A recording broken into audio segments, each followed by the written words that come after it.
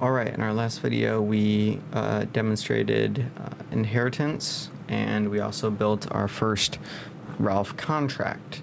In this video we're going to be doing testing with that contract and seeing how values change in the developer network and how we can apply that to the mainnet as well. Calculator.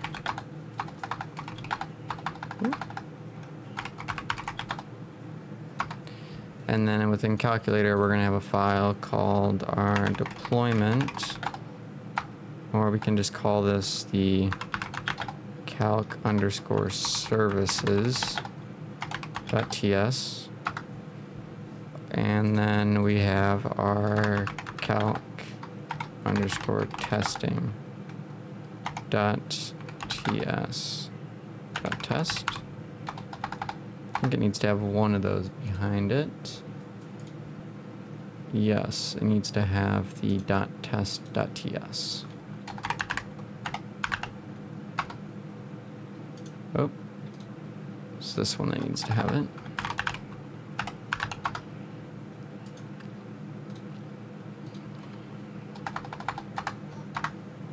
There we go. So we've got our two files here. This is going to be our testing file, and then this is going to be our services implementation. So one of the first things that we need with our file is some of these dependencies. Now I have some preset dependencies that I like to use because I think they make it easier. But for you, it's going to depend on what your contract looks like and how it's built, right?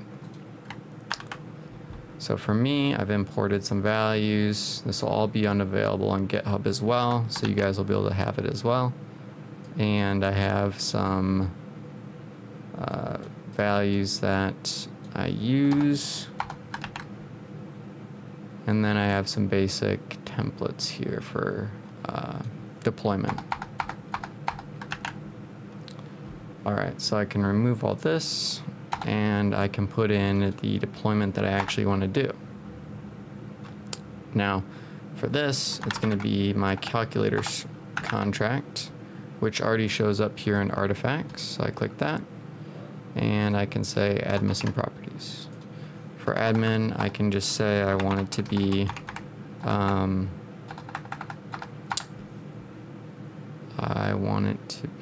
test private. I want it to be default signer is what I want it to be. Default signer dot account dot address. You could do it quicker than that. I'm going to do it like this because that's how I do it. Basically, that's us taking our developer account with the private key that we talked about in the first episode when we set up the repository and got those private keys. And I'm assigning the address, the Alephium address, as the admin, i.e. the only private key that's allowed to interact with this contract and edit the admin. Now for calculation, I'm just going to leave that as 0 because we're not doing anything with it right now, right?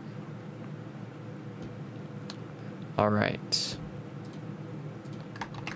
So now that we have that deployed, we can rename it to our calculator template.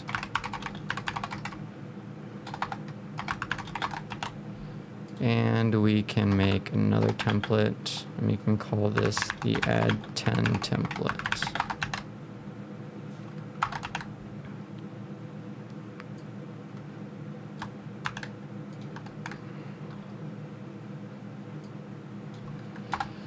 All right, now for scripting, we're actually going to need to have an actual script to run, which is where we go back to our contracts and we go into our calculator.ral file, right?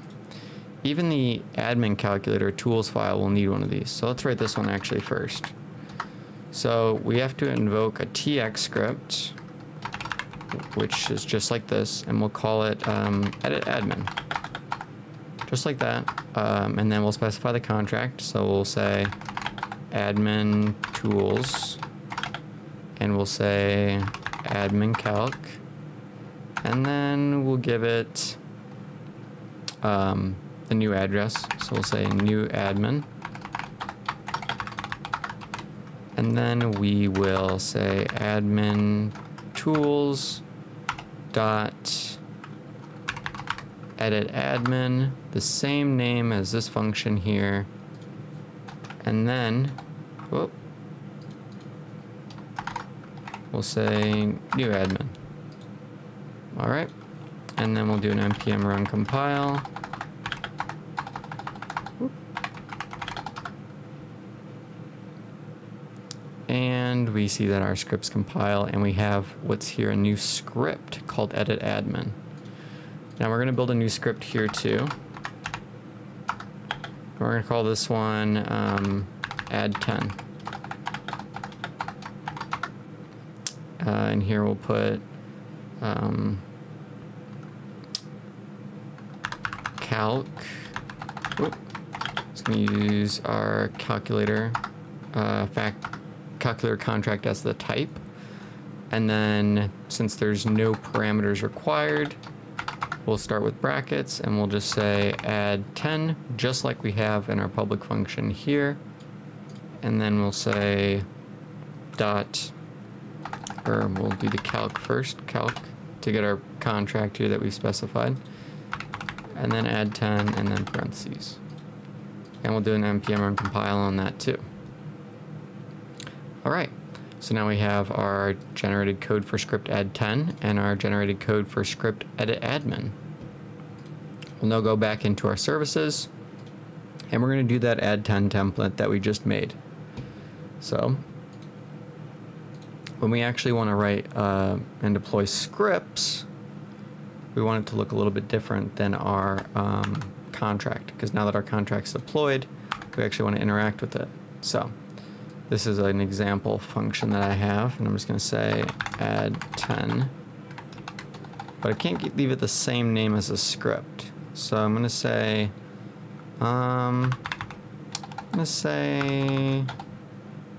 add 10 service,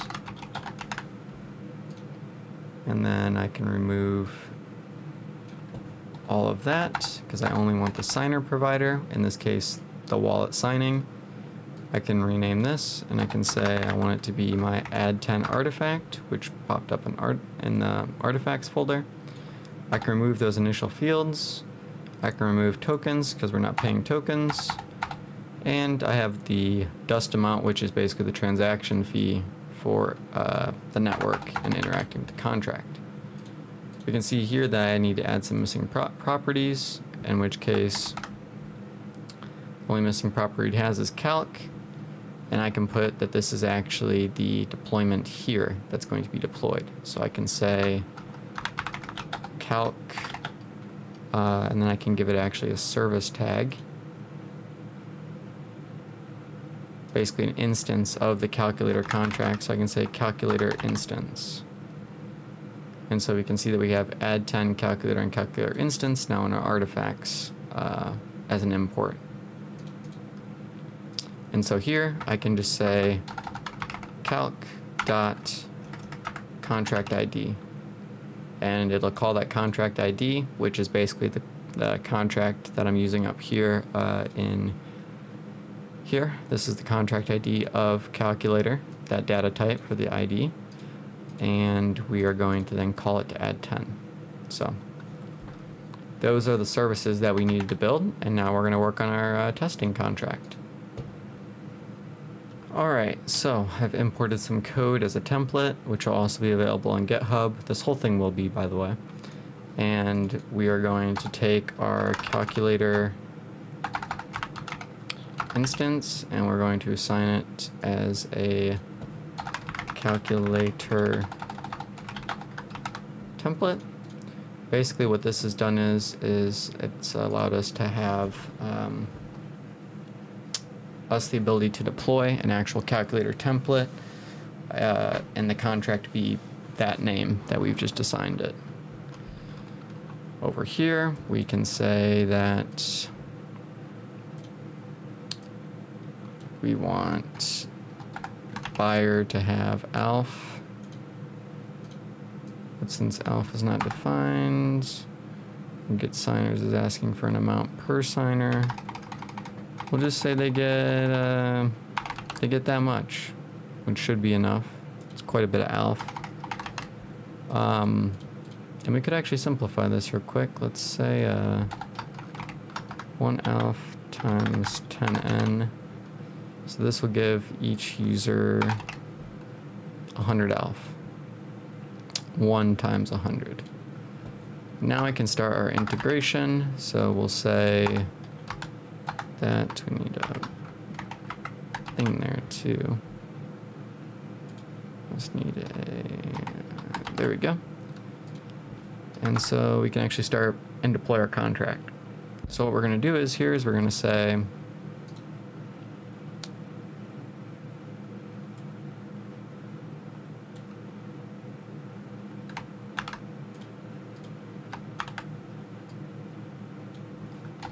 calculator template equals await, and we're going to give it our deployment script, which here it's called deploy listing still, but it'll be calculator now.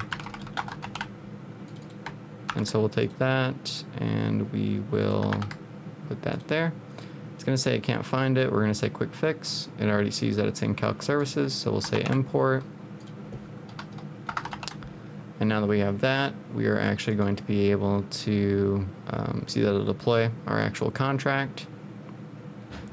And then we actually want to use it. So this is just a before each.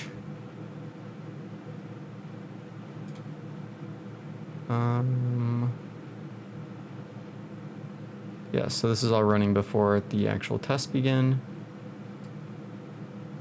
And then we'll create the test.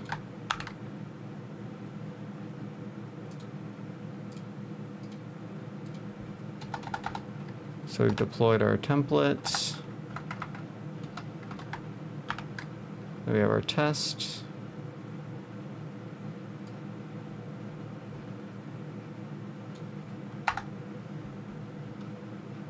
And we'll rename this test add 10.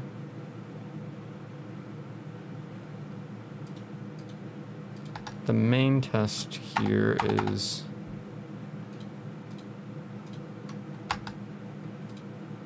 and I hate how it doesn't indent any of this. It's quite annoying actually. Let's say yep, test add 10, and we'll say this is testing the add 10. And now here we can just call our, we can say let, or not even that, we can just say let add 10 tx equal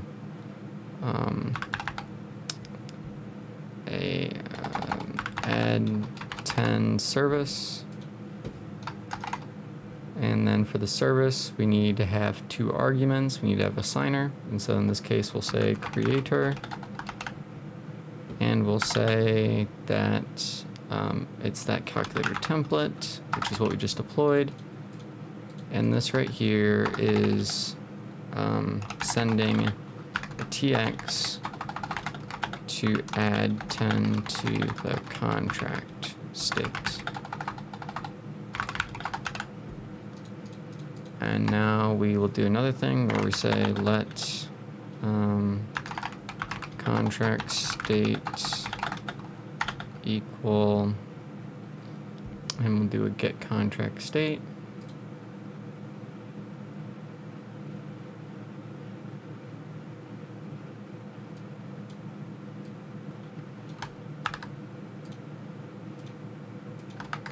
Look like this, and we'll do a address of calculator template dot address, and so we'll get the state after, and then we'll get a state before.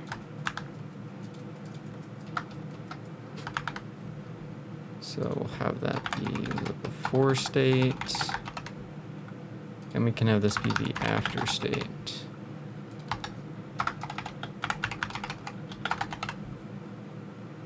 And now what we can do is we can actually console.log that contract state before, and then we can console.log the contract state after, and then we can do a npm run test. So it'll run our calc testing code, deploys the Alright, so now that we've compiled all of this, we can see here that our first console.log here has a value of 0 at this point here, and we can see that our next console.log has a value of 10 here. Now before, when I ran this, it would show a value of 0, 0, and this is because we aren't properly awaiting for these things to actually happen. So it's very important to be awaiting for these contracts to finish before we actually output the value. And I don't think you actually need awaits here because it's gonna get it properly anyways, so we can just test that real quick just to kind of show what would happen, but I don't think it'll make a difference. And you can see here that we have a value of 10 and a value of 0, and just to prove it to you guys that it actually is incrementing, what we can do is we can actually do a while loop of these if we wanted to, and then test them. But for the sake in the video, just to keep it simple and concise, we'll do another log of that, and we'll just say await 10 service, and we'll send another one, and then we will update our contract state after, and then we'll log that, and we'll submit this. So now we should have 0, 10, 20, as we have 0, 10, 20. And so that's Ralph testing with Ralph. If you guys have any more questions regarding Ralph programming, then I can there'll be videos that I can put in the link in the description, or they'll be after this video finishes on a full tutorial series on Ralph programming and looking at the built-in functions and much more. All right, see you guys in the next one where we deploy.